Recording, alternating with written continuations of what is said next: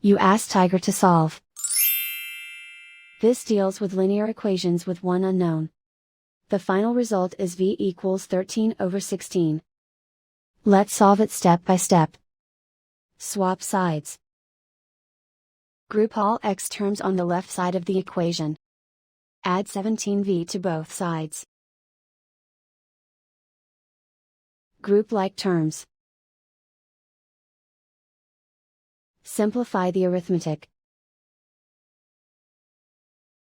Group like terms. Simplify the arithmetic. Group all constants on the right side of the equation. Add 6 to both sides. Simplify the arithmetic.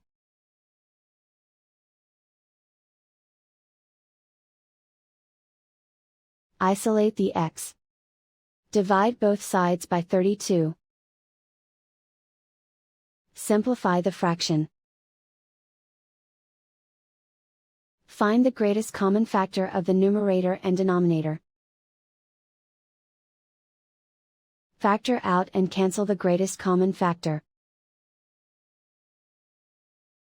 And so the final result is v equals 13/16.